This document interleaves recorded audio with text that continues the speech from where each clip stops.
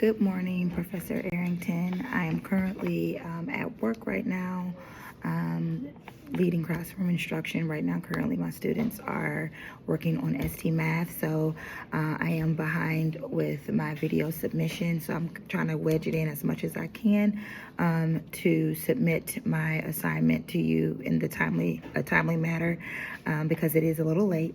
And I think I sent you a video or a message in regard to the reasonings behind that, which is my grandmother passing. So before I get on the road, I just want to make sure that I send this video.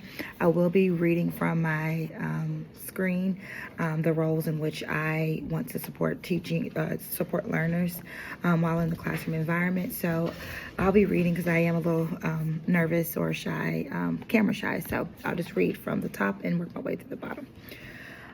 So the teacher's role in supporting learning, improving planning and practice, upholding professional expectations, as well as collaboratively advancing the profession.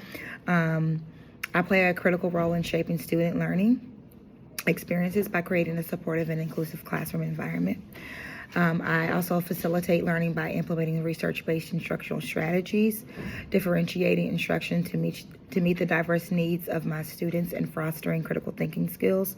I do have a lot of students that come from all backgrounds and walks of life, demographically, socioeconomically, so making sure that I meet the needs of that student based on their academic and behavioral roles or dispositions, I guess you could say. Additionally, I will continually refine their planning and practice by engaging in professional development, reflecting on teaching methods, and utilizing student data to inform my instruction.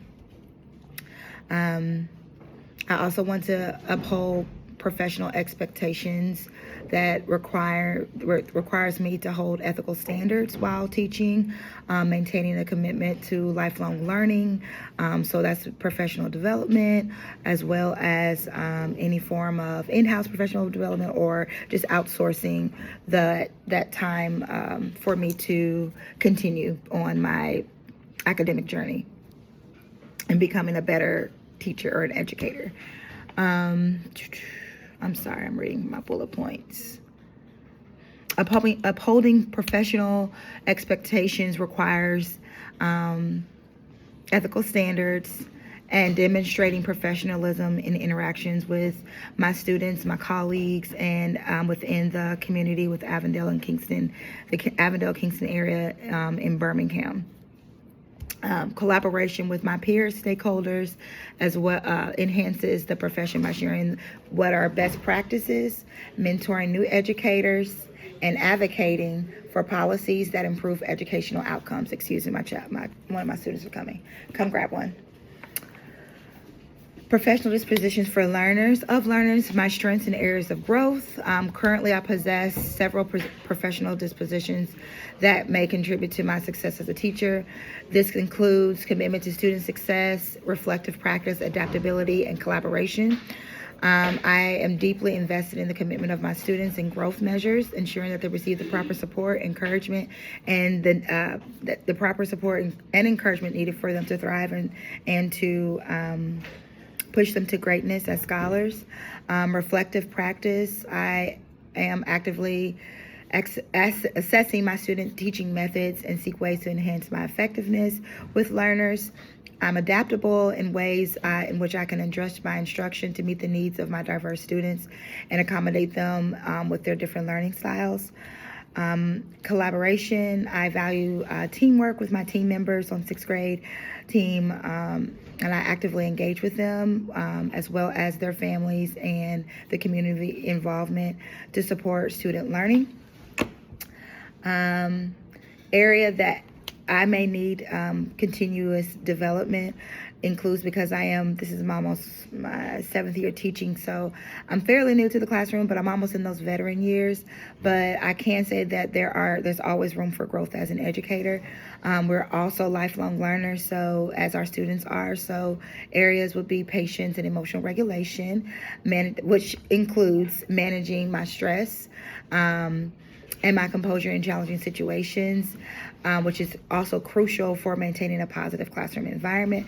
I try to do that as best I can. I know my students can sometimes give me a challenge, but adapting to where they are, meeting them where they are, kind of goes a long way than to kind of just blowing up on them, and me knowing when the stress rises, I have to know when to kind of diffuse the situation or remove myself from that environment, and then kind of just bring myself down a little. Time management. That is kind of hard for me to do. I am a mother, and outside of all the other things I do have, I am actively involved in the community. So time management is a hard thing for me to kind of balance with my professional expectations from my administrators and the district as well as a whole. So balancing lesson planning, grading, professional development, while ensuring self-care requires further refinement for myself. Advocacy for equity, strengthening my ability to recognize and challenge systemic inequities in education will enhance my effectiveness as a teacher. Sometimes that could be a struggle. You have to have a lot of buy-in with your community as well as your parents. So building that relationship is an ongoing process, but we are making stride, or I know I am making stride within my community. The impact of personal biases on teaching and learning. It can influence expectations, interactions, and decision makings in ways that may unintentionally disadvantage certain students. Biases can affect discipline practices, grading, and the opportunities offered to students. For example, lower expectations for students from underrepresented backgrounds can contribute to achievement gaps. The profession expects educators to engage in self-reflection, to recognize and mitigate those biases. This includes participating in cultural competency training, which is very important for us to continue knowing how to, again, meet the community, meet the student where they are, and kind of adapting to who they are without losing those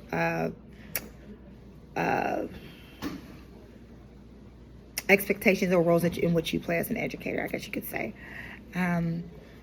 Creating an inclusive classroom where all students feel valued and supported. I try to create that as much as possible for my students, where you are seen, you are not just a number. I do know your name. I do know your likes and dislikes. My daughter, one of my students just had a birthday, so I'm just making sure like she's seen, she's heard. So I do certain things or special things for my students as well. Recognizing biases and actively working to counteract them ensures that every student has equitable access to learning opportunities. Upholding academic and professional integrity as a teacher. I'm also committed to that with the highest of standards and respect in all of my professional interactions, whether it's with the student, a community partner, the district, and my administrators, or even just, the janitor or anyone. I don't care who's in the building. I make sure that I am upholding my standard as an educator, and I treat everyone fairly. This includes modeling ethical behavior, demonstrating honesty, fairness, respect in all professional interactions, as well as adhering to educational policies, which includes following district guidelines, as well as legal and ethical expectations in curriculum, delivery, and assessment. I know ACAP for us, student teach or testing is coming soon, so maintaining professionalism and ethical requirements for us is very, very important for us, I guess you could say, for lack of better words. I'm sorry, when my kids are walking in. Come on in, baby. Continuous learning, seeking professional development opportunities to stay informed on best practices and advancements in education, as well as transparent and fair evaluation for all students, which includes assessing student work objectively and providing constructive feedback in order for them to grow.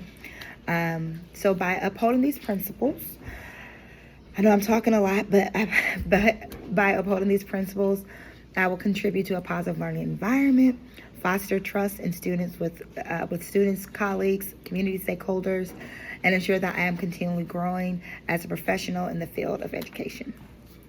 So yes, that is all that I have. I hope you have a great weekend. I will try to get all of my work submitted as quickly as I can. I will probably be working on the road for my 2 assignments that need to be uploaded as well. So hope you have a good day. Bye-bye.